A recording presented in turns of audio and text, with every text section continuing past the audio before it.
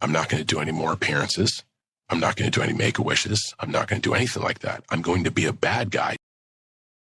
John Cena just went off on the fans, and it has the entire fan base divided. After almost 2 decades, John Cena appeared on Raw as a heel for the first time and absolutely crashed the frick out. Kids were catching strays, fans were telling Cena to shut the heck up, and it has the whole WWE Universe buzzing. Many are calling it Cena's greatest promo ever, while others are dismissing it as a lame, generic heel speech. But after going back and rewatching the segment multiple times, I've found 5 key factors that made this the perfect segment to introduce a heel John Cena. Prior to Cena's appearance on Raw, the crowd was excited. Everyone was speculating, will we get new music? Will we get new attire for Cena? What will his new music sound like? There were all these theories going around on Twitter and Reddit about a new corporate Cena persona. But what did Cena do instead? He came out with the same music, the same style of attire we've been used to for the last 20 years. No shakeups whatsoever.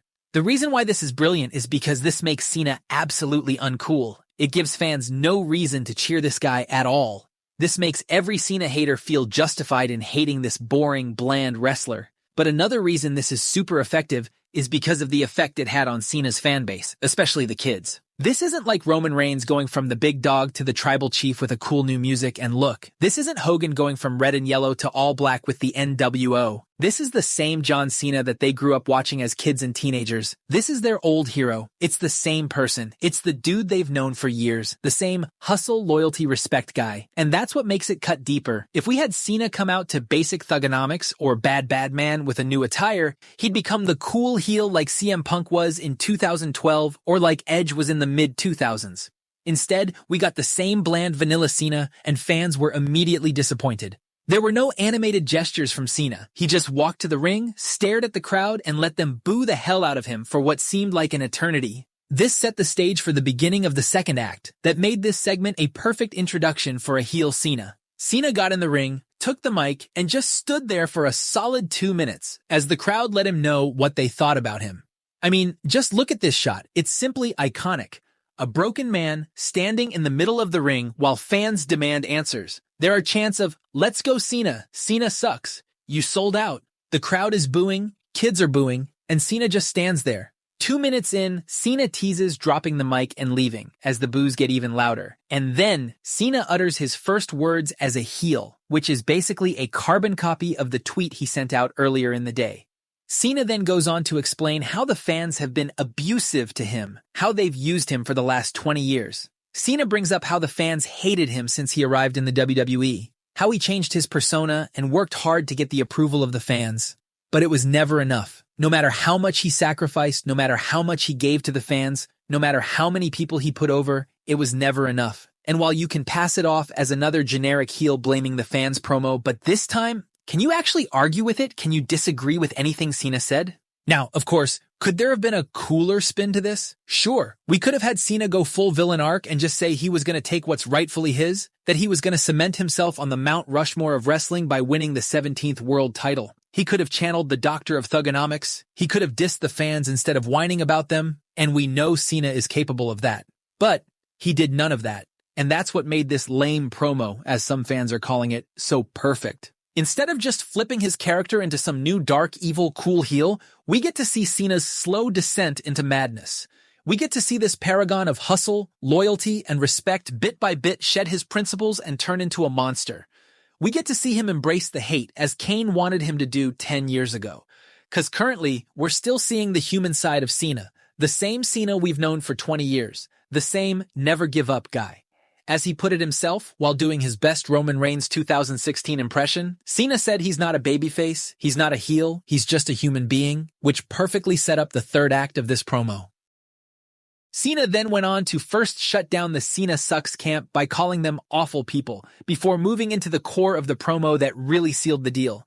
Cena went off on the Cena Nation, on the same fans that supported him, and he blasted them for stealing from him. For stealing from his personal life, stealing his time, and using him as a scapegoat for their failed lives. He ranted on how they just use the words hustle, loyalty, respect to make themselves feel better while he stands for it, while he embodies it. All they do is sit on the couch and spectate like NPCs while Cena is out here being great for 20 years.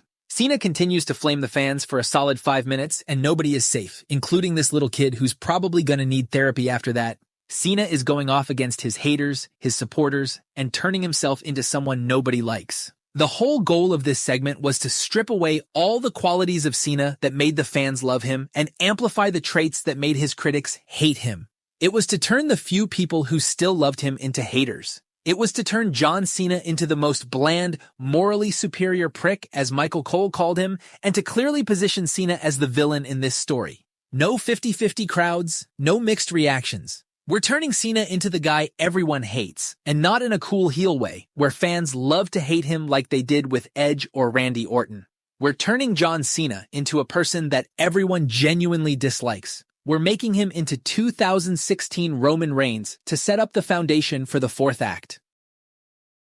After 15 minutes of Cena complaining against the fans, Cody Rhodes' music finally hits. This is the payoff of the last 15 minutes, to set Cody up as the definite hero, while Cena is the person everyone dislikes. And the crowd clearly shows it. They are chanting Cody's name, they're singing his song, they're cheering him on, and then Cody takes the mic.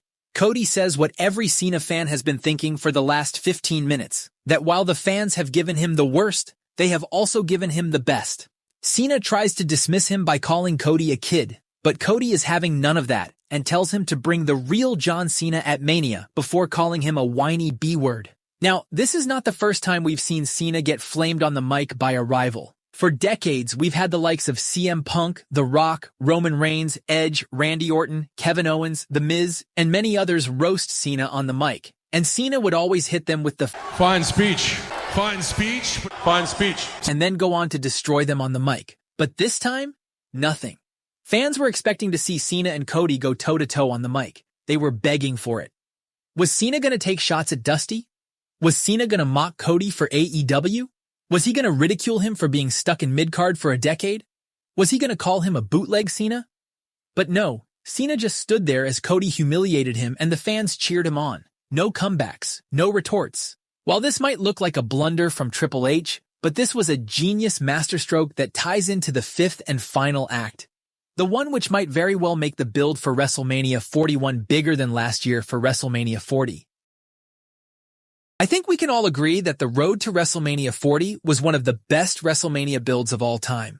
You had Final Boss Rock beating Cody up backstage, you had Cody going off against Roman and the Bloodline, Rollins, Owens, Zayn, the Bloodline. You had all these moving pieces and it was just an exciting time. You had all the players on the board, you knew everyone's intentions, who was on whose side and what was going to happen next. But now, the build to Mania 41, after that segment, it's going to be unpredictable. After the promo, Cody leaves the ring as the crowd cheers him while Cena stands in the ring getting booed by the fans. Cena finally drops the mic and heads up the ramp as the crowd sings goodbye, proving all his complaints right. Cena looks back at the fans in disgust one final time before walking away. Never before in 20 years on Raw have we seen John Cena this broken, and that's what makes the build to Mania 41 even more intriguing. There are multiple theories being thrown out. There are rumors that we'll get a third man to side with Rock and Cena. There are rumors that Rock will turn on Cena at Mania and side with Cody. While all of that is speculation, this first segment of John Cena as a heel,